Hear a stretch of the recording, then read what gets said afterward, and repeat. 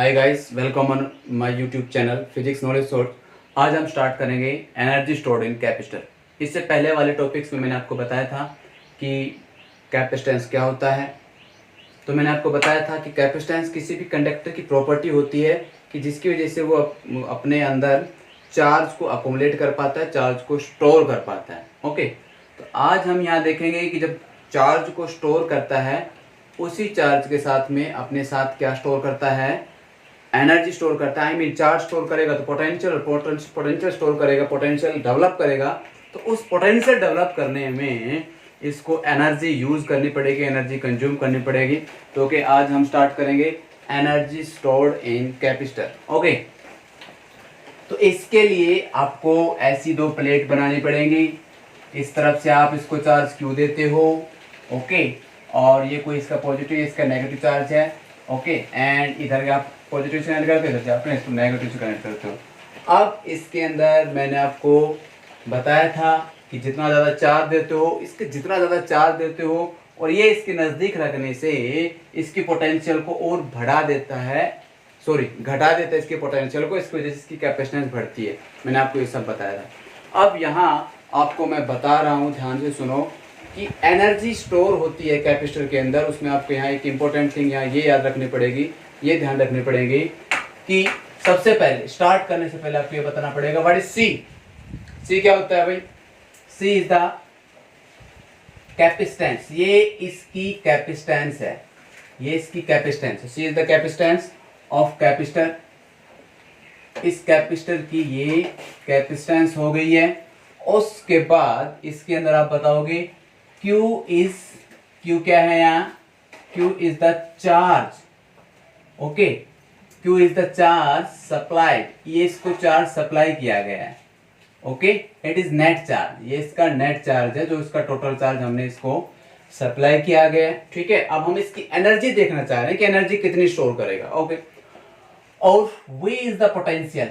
ये क्या है? V is the potential. ये इसका पोटेंशियल इंक्रीज हो गया, इसका पोटेंशियल डिफरेंस, ठीक है। V is the potential difference across the capacitor. ये कैपेसिटर के अक्रॉस इसका क्या हो गया है? V पोटेंशियल हो गया, ठीक है। इसके अक्रॉस ये पोटेंशियल ड्रॉप V, ओके। अब आपको पता है पोटेंशियल के टर्म्स, जब पोटेंशियल क्या होता है? What is potential? पोटेंशियल होता है जब आप कुछ अमाउंट ऑफ चार्ज को सप्लाई करते हो, को सप्लाई करने में जो वर्क डन करना पड़ता है, हम इसे क्या बोलते हैं? Electric potential. फॉर एग्जांपल, यहां माना कि स्मॉल चार्ज शुरुआत में दिया गया उसको dq, हालांकि पूरा चार्ज तो इसका कितना है? q है, लेकिन जब चार्ज हो रहा होता है कैपेसिटर, तो उसको चार्ज थोड़ा थोड़ा तो जा रहा होता है, और वो थोड़ा थोड़ा जो चार्ज सप्लाई हो रहा होता है, वो चार्ज क्या होता है बताओ भाई? This is dq। dq charge is supply, ठीक है। इसको हम लगातार सप्लाई कर रहे हैं, और इस dq चार्ज को सप्लाई करते हैं, तो इस dq चार्ज को सप्लाई करने में जो पोटेंशियल होता है वो क्या होता है? This potential is equal to काम करना पड़ा, और इसको ले जाने में जो काम करना पड़ा, हम उसे क्या नाम देते हैं? इलेक्ट्रिक पोटेंशियल नाम देते हैं। अब यहां आपको फिर बार बार मैं बता रहा हूं, आपको निकालना क्या है? आपको निकालनी एनर्जी। और एनर्जी निकालने के लिए आपको थोड़ा सा हिंट तो मिल गया है कि कहीं ना कहीं आपको क्या निकल गया है, दिस इज वर्क डन। और आपको यहाँ क्या लिख लोगे? इसको लिख लोगे dW is equal to V into dq। आपको क्या निकालना है? टोटल एनर्जी निकालनी है, तो आपने थोड़ा सा वर्क निकाल लिया है, ठीक है। तो इस वर्क में जो करने को एनर्जी मिलेगी, लेकिन ये थोड़ा सा वर्क है। आप क्या करोगे इसके बाद? तो आप समझदार बन गए हो। इसके बाद हम क्या करते हैं? थोड़ा सा आने के बाद फिर हम क्या करते हैं? इंटीग्रेशन करते हैं। लेकिन इंटीग्रेशन हम यहाँ सीधा नहीं कर सकते हैं, क्योंकि इस तरफ तो ठीक है इंटीग्रेशन हो गया, लेकिन इस तरफ जब इंटीग्रेशन करोगे तो आप देखोगे हेयर इज dq और हेयर इज v। तो इस केस के अंदर आप बताओगे कि यहाँ dq होता है, तो इंटीग्रेशन में ये बात ध्यान में रखी जाती है कि यहाँ भी यही वेरिएबल इधर होना चाहिए, तभी आप क्या कर पाओगे? उसका इंटीग्रेशन कर पाओगे। इसलिए v को इन टर्म्स ऑफ q रखते हो, v को इन टर्म्स ऑफ q रखते हो। तो कैसे रखोगे? आपको मैंने बताया था Q is equal to CV। So you can write V is equal to Q by C. And for kind knowledge, C is constant. भाई किसी भी कैपेसिटर की C तो क्या रहेगी, कांस्टेंट रहेगी, जब तक कि हम इसके प्लेट्स के एरिया में बदलाव ना कर दें, जब तक इसके बीच में सेपरेशन में बदलाव नहीं कर दे। तो जब हम इसको चार्ज दे रहे हैं तो उस समय थोड़े ना इसके साथ छेड़छाड़ करेंगे, कभी एरिया कम करें, कभी एरिया ज्यादा करें, या कभी डिस्टेंस कम करें ज्यादा करें। आपको बताया था मैंने, this C is equal to epsilon not A upon D, ये मैंने आपको बताया था कि नहीं। तो ये C कांस्टेंट है, ये C कांस्टेंट है जब हम इसको चार्ज कर रहे हैं, ठीक है। तो आप यहां ये बताओगे दिस C इज कांस्टेंट, क्योंकि V की जगह क्या रख रहे हो आप, Q अपॉन C। तो आप बताओगे सर आपने V को तो हटा दिया, लेकिन यहाँ दो चीज आ गई है, दो अमाउंट आ गई है। तो दो अमाउंट आ गई तो फिर एक का करना मुश्किल हो, तो दो का कैसे करेंगे। तो मैं आपको बता देता हूँ कि ये C इज कांस्टेंट, यहाँ C कांस्टेंट है, और इस V की जगह रख दोगे आप Q by C and DQ। अब इसका इंटीग्रेशन करना आसान है, इसलिए आप यहाँ इंटीग्रेशन ना करके यहाँ इंटीग्रेशन करोगे, क्या इतना लिख दोगे, और अब बताओगे नाउ इंटीग्रेटिंग, ठीक है। अब इंटीग्रेट करोगे, और किसका इंटीग्रेशन कर रहे हो, इसका, दोनों का इंटीग्रेशन कर रहे हो। और जब आप इसका इंटीग्रेशन करोगे, क्यू का इंटीग्रेशन करोगे, तो क्यू का इंटीग्रेशन से देखो, आपने अभी इंटीग्रेशन के बारे में पढ़ा है कि नहीं पढ़ा है। इंटीग्रेशन में आप ये देखते हो कि जब आप किसी चीज को बढ़ा रहे हो, कोई छोटे सा अमाउंट आपके पास पता है, और उस अमाउंट को जब आप बढ़ा रहे हो, तो शुरुआत में चार्ज क्या था, जब आपको उसको कुछ भी नहीं दिया था, चार्ज नहीं दिया था, तो उस समय टाइम जब दिया था इसको चार्ज, तो चार्ज देने से पहले क्यू की वैल्यू क्या थी, 0। चार्ज नहीं हुआ था उस समय, तो क्यू की वैल्यू 0 है। और बाद में क्यू की वैल्यू क्या हो गई थी, चार्ज होके कितनी आ गई थी, बताओ भाई, क्यू, ठीक है। बाद में चार्ज होके वो वैल्यू क्या आ गई थी, क्यू। तो अब आप जब इसको इंटीग्रेशन करोगे, ठीक है, और वहां लिमिट आप क्या रखोगे, dw का इंटीग्रेशन करने पे यहाँ आपको मिलता है Q अपॉन C dQ, और यहाँ इंटीग्रेशन में क्या क्या लिमिट यूज करोगे, बताओ भाई, 0 से Q, ओके। और अब इसके बाद आप क्या कर दोगे, इसका इंटीग्रेशन। चलो इंटीग्रेशन करोगे तो इसमें क्या बन जाएगा, बोलो। यहाँ तो पूरा W या पूरा वर्क डन आ गया, और वो क्या आ गया, एक प्रकार से आपके पास क्या आ गया, ये तो पूरा वर्क डन आ गया। और वो वर्क डन किस फॉर्म में आएगा, in the form of energy, in the form of energy आ गया। और यहाँ क्या बताओगे आप किसके अंदर, इसका integration, what is 1/c, 1/c क्या है, कांस्टेंट है। अब किसका इंटीग्रेशन करना है आपको, Q का करना है, और आपको पता होना चाहिए x की पावर n dx का इंटीग्रेशन क्या होता है, x की power n plus 1 n plus 1 से डिवाइड करते हैं। और यदि लिमिट है a एंड b, तो आप इसके अराउंड लिमिट क्या रख दोगे, a एंड b। तो चलो इसका इंटीग्रेशन क्या करोगे, 1/c बाहर रख लिया, q की पावर कितनी है 1, और q के ऊपर पावर इतनी है, तो q की पावर क्या करोगे, 1 plus 1 divide by 1 plus 1। 1 plus 1 कितना हो गया, 2। तो मैं यहाँ सीधा रख दूं 2, या मैं सीधा रख देता हूँ 2। तो यहाँ आपके पास एक फॉर्मूला बन के आ गया, क्या, क्यू स्क्वायर ये आ गया। अब आपको लिमिट क्या रखनी है, बताओ भाई, अपर लिमिट से लोअर लिमिट से। मतलब यहाँ है कि कैपेसिटर को चार्ज किया है, 0 से चार्ज कहाँ तक गया है, चार्ज Q तक। तो इसलिए आप यहाँ लिमिट रखोगे तो अपर लिमिट में, तो लोअर लिमिट तो वैसे भी 0 है, तो अपर लिमिट में रखोगे तो क्या आ जाएगा, 1/c इस Q की जगह Q स्क्वायर डिवाइड बाई ये। सो दिस इज एक्सप्रेशन, यहाँ ये आ जाएगा। और आपके पास यहाँ एक एनर्जी का एक्सप्रेशन क्या आ जाएगा, this is equal to Q square divide by 2c। समझ में आ गया, यही क्या आ जाएगा, Q square upon 2c। So this is the energy stored in capacitor, okay. अब आप इसको एक और फॉर्म में रख सकते हो। एक तो फॉर्म हमारे पास एनर्जी का ये आ गया है, इसके बाद इसी के अंदर मैंने आपको बताया था Q is equal to CV, so at place of Q you can write CV, तो राइट डाउन हियर। यही एनर्जी क्या आ जाएगी भाई, Q की जगह रखोगे आप C V का स्क्वायर, तो होल स्क्वायर दोनों तरफ चला जाएगा, 2C, एक C से इसका C कट गया, सॉरी दिस इज V, ये C कट गया, और आपके पास क्या आ जाएगा, हाफ सी वी स्क्वायर। एक सी बच गया था और ये क्या आ गया, एक एनर्जी का दूसरा फॉर्मूला आ गया, this is half C V square. Okay, अब इसको थोड़ा सा और कर सकते हो, और वो क्या कर सकते हो, यही एनर्जी का फॉर्मूला क्या आ जाएगा बताओ भाई, हाफ सी की जगह रख सकते हो, बताओ इस सी की जगह रख सकते हो, बताओ इस सी की जगह रख सकते हो आप, सॉरी इस सी वी की जगह रख सकते हो सी वी इंटू वी, इतना लिख सकते हैं भाई, सी वी स्क्वायर को सी वी इंटू वी लिख सकते हैं। And what is this C V, ये सी वी किसके बराबर है, ये सी वी किसके बराबर है, क्यू। तो यही वाली एनर्जी क्या आ जाएगी बताओ भाई, E is equal to half Q V. तो आपके पास यहाँ एनर्जी के 3 फॉर्मूलाज बन के आ गए हैं, तो मैं इसको 1 बाय 1 दोबारा लिख देता हूँ, ठीक है। तो ये कई बार एमसीक्यू में घुमा फिरा के पूछ लेते हैं, which one of the following is not the formula of energy stored in capacitor, तो वहाँ आपको ध्यान में रखना है। तो इसके 3 फॉर्मूले कौन कौन से बन गए हैं बोलो भाई, सबसे पहला क्यू स्क्वायर बाई 2c, आगे बोलो एक और फॉर्मूला क्या बन गया बताओ भाई, हाफ सी वी स्क्वायर, और बोलो भाई और फॉर्मूला कौन सा बन गया, half Q V. Okay, so this is the energy stored in capacitor, समझ में आ गया। ओके, मैं हल्का सा रिपीट करता हूं, हमने इस कैपेसिटर को चार्ज करना है with providing some charge Q, then after we find that the capacitance of this capacitor is C, capital C, and which is constant. How it is constant? For which we know C is equal to epsilon upon D.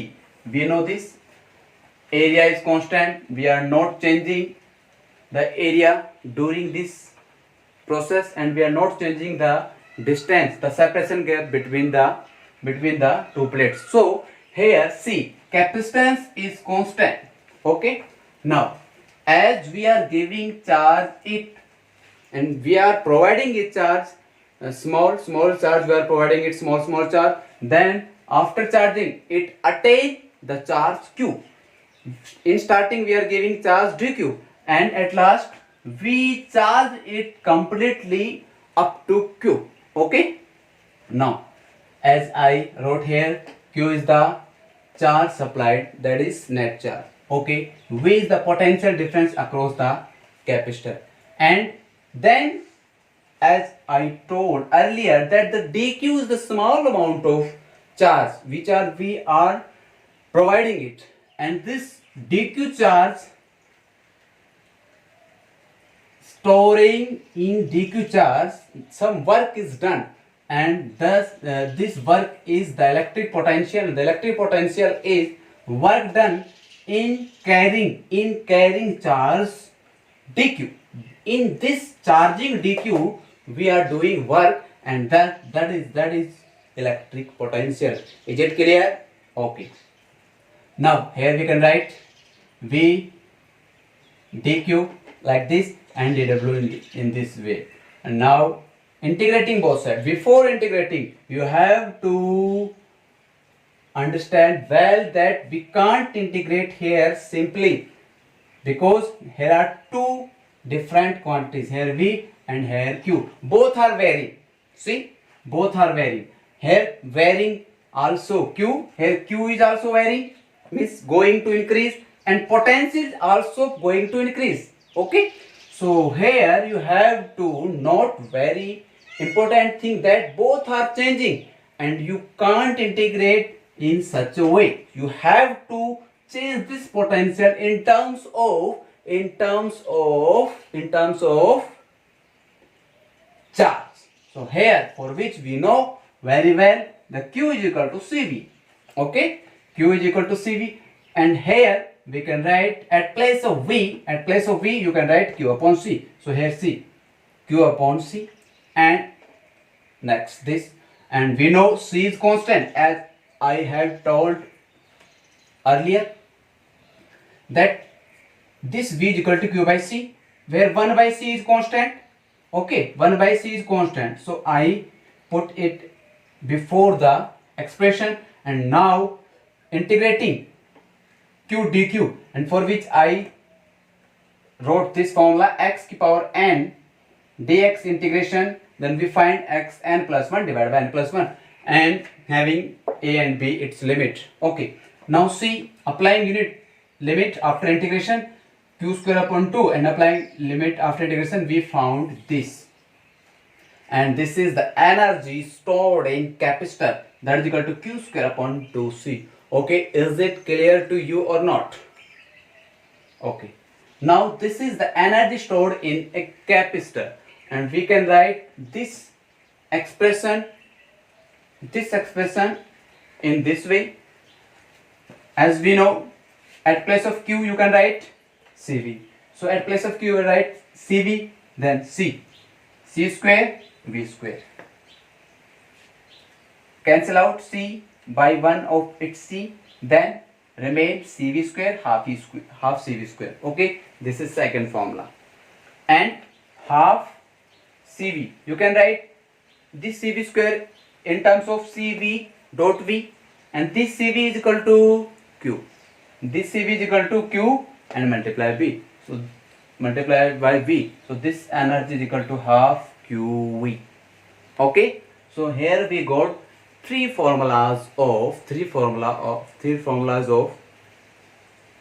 energy stored in capacitor.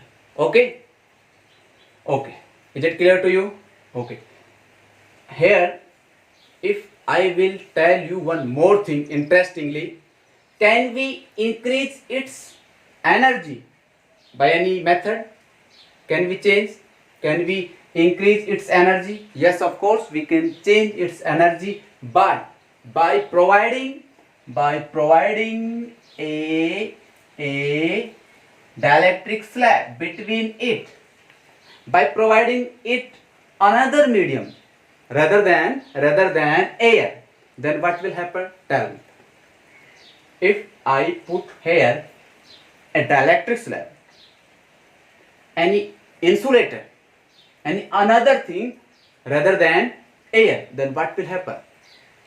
Tell me, what will happen? Is its capacitance increase or not? Is its energy increase or not? Tell me, what will happen? Very simple. Here you will see that this is the dielectric slab of dielectric constant K, and I have earlier told that the capacitance always increase due to putting a dielectric slab between the plates, parallel plate capacitor. Is it clear to you? Then if capacitance increase K times, okay, this C naught means the capacitance in air, and this C is the capacitance in any medium. Okay, the capacitance increase by K times the capacitance in its air. Okay, so see, here you will see, if you will put, see, here I can write for any medium, and for any medium, this electric energy, this energy will be half c v square, and here you can write Cm is here the capacitance in any medium. And for your kind knowledge, I have told earlier, this Cm is equal to K times the C naught. Okay, so at place of this electric field half Cm, at place of Cm you can write K times C naught V square. So this is K times half C naught V square. And what is this? This is the energy K times, it happens K times the energy in any medium becomes energy in any medium becomes K times the electric energy in air. Okay, so simple as we put or we insert any dielectric cell between the parallel plate capacitor, then we find that the dielectric constant help it to increase its capacitance as well as its energy by K times. Is it clear to you? So it is very clear from expression that the energy always increase by how much times? K times. Okay, but don't ever confuse, sir, here is C is in its denominator, here C is in its denominator, then sir here C in medium, capacitance in medium, then it will be in denominator, then K will be in denominator. But for your kind knowledge, see, Q contain C and V, Q contains C and V, then C square V square, C is V square. So finally we found this expression in this way, in this formula. Okay, so this is the formula in which we have to keep, in this we have to keep this dielectric constant. Okay, so don't ever confuse about this, sir. This C is in its denominator, this C is in its denominator, but don't ever confuse about this. Okay, so again I am repeating, whenever we insert any dielectric slab between two plates, then its capacitance always increase, as well as its energy increase. Okay, so is it clear from this? And you have to understand that this energy stored in the form of electricity. Okay, is it clear to you all? Okay, so next topic we'll discuss in next.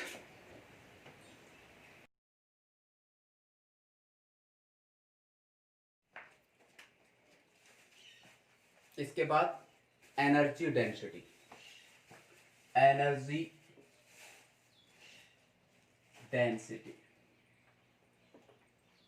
Okay, तो नाम से clear है density क्या होता है. Okay, hair सी density hair energy का है, density किसका है? एनर्जी का है. तो मतलब यहाँ ये है कि एनर्जी किसी पर यूनिट वॉल्यूम में कितनी स्टोर होती है, इसे हम बोलेंगे एनर्जी डेंसिटी. ओके, तो सी हम इसको क्या कर सकते हैं, इसी एनर्जी डेंसिटी को सी here you can write energy density like this E divided by V is volume, and here you will write half CV square divided by capital V. Okay, is it clear? And this volume, how much volume is here? See, here are two plates having some area and having some area. So what is the volume between this plate? इन दो plates के बीच में area क्या होगा, sorry volume क्या होगा? सी area तो ये है, इससे d डिस्टेंस दूर,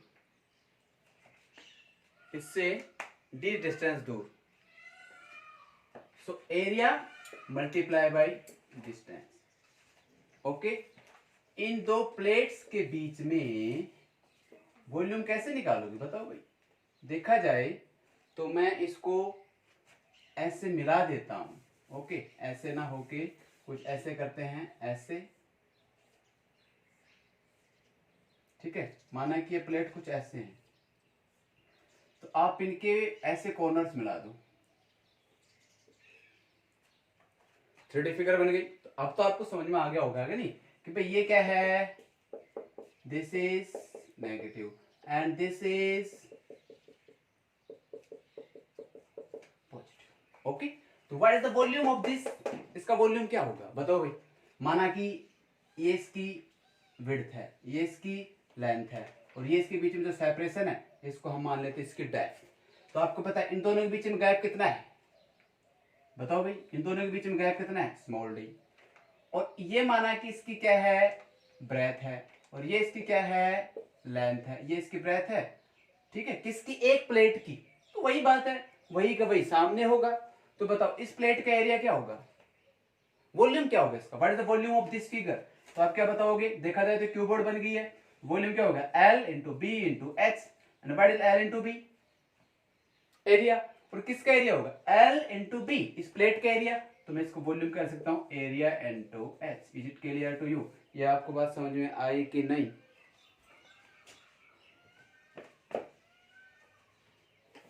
ओके, एरिया इंटू एच।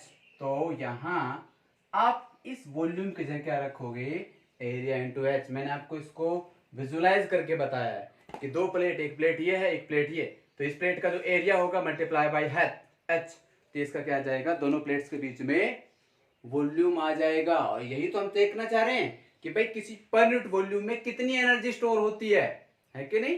तो इस प्लेट का क्या हो जाएगी, energy density. So this is energy density. Okay, ये इसकी एनर्जी डेंसिटी हो जाएगी, और हम इस वॉल्यूम की जगह क्या रखोगे, half C V square and divide by area into H. Okay, we can write like this, हम इसको ऐसे लिख सकते हैं। ओके, तो अब यहां देखो, इस एच की जगह, इस एच की जगह क्या है, what is H, what is H, इन दोनों के बीच में जो हाइट है, और हाइट के तौर पर यहाँ क्या है डी, तो एट हाइट के तौर पर आप क्या यूज करोगे, यहाँ डी, इस हाइट के तौर पर आप क्या यूज करोगे, the separation gap T. Okay, now see, आपको पता है what is the formula of capacitance of parallel plate capacitor? क्या होता है कैपेसिटेंस का formula? This is the formula of C is equal to epsilon naught A upon D.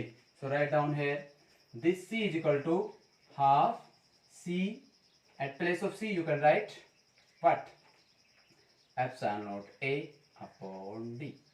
Okay, and now remaining A along with D and V square. So at place of C you write here epsilon naught A upon D.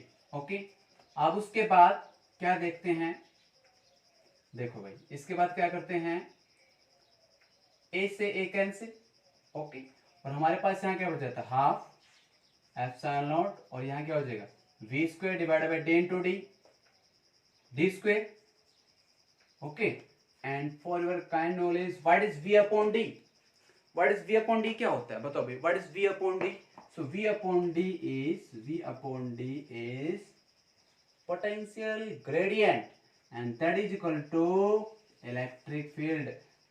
मैंने बताया था कि नहीं आपको ये सब? Okay, तो अब यहाँ आप इसके अंदर क्या यूज करोगे, at place of V upon D you can write E, तो here half epsilon not a V upon D का whole square, and here half epsilon not V upon D you can write here electric field.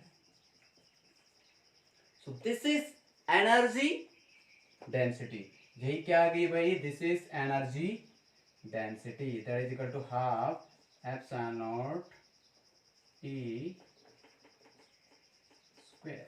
So this is energy, इसको small you से denote करते हैं, this is energy density. Okay, ये समझ आ गया आपको energy density क्या होता है? इसे सीधा सा कॉन्सेप्ट है कि भाई ये जो एनर्जी स्टोर की है ये पर यूनिट वॉल्यूम में कितनी है। आई बात समझ में? देखो, जब आप कोई भी एक्सप्रेशन निकालते हो तुम हमेशा एक एक्सप्रेशन के बाद इसमें एक स्टेप और करता हूँ, वो एक नया स्टेप कौन सा यूज करता हूँ बताओ भाई? मैं एक बार तो लेता हूँ दोनों के बीच में मीडियम एयर, और उसके बाद फिर मैं मीडियम बदल देता हूँ, और इस मीडियम को अब मैं किससे इंसर्ट कर देता हूँ, किसी दूसरे मीडियम से, आई मीन किसी दूसरे डायलेक्ट्रिक से यहाँ। और अब यही वाला फॉर्मूला फॉर एनी मीडियम क्या हो जाएगा, फॉर एनी मीडियम के लिए बताओ क्या हो जाएगा, tell me, for any medium के लिए क्या हो जाएगा, टेल मी। ये हो जाएगा फॉर एनी मीडियम के लिए यही वाला बन जाएगा भाई, यही एनर्जी क्या हो जाएगी बोलो, half epsilon E square, and this epsilon is equal to, for kind knowledge you know well, E this epsilon is equal to k times epsilon naught. So at place of this you can write half k, next tell me, epsilon naught e square, and here this energy is equal to half k and next epsilon e square. Okay, and this epsilon, see this epsilon के बाहर निकाल लो और ये क्या आ गया epsilon not E square. And what is this, ये अभी तो बताया था मैंने आपको। माना कि ये एनर्जी किसी मीडियम में है तो ये एनर्जी किसी मीडियम में के टाइम्स हो जाएगी।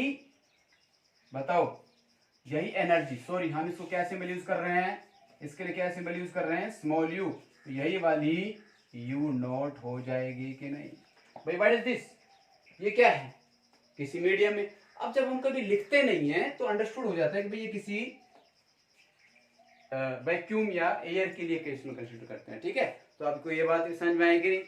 आप हर केस में ये समझोगे कि कैपेसिटेंस हो चाहे तो कैपेसिटेंस भी क्या होगी, डायरेक्ट्रिक स्लैब रखने की वजह से बढ़ेगी। एनर्जी भी देखा हमने, कैपेसिटेंस की वजह से एनर्जी भी बढ़ गई है। और हमने यहाँ ये भी देखा कि जो एनर्जी पर यूनिट वॉल्यूम है, जिसे क्या बोलते हैं energy density, is also increased by k times, increased by its directly constant k. Okay, is it clear to you? Okay.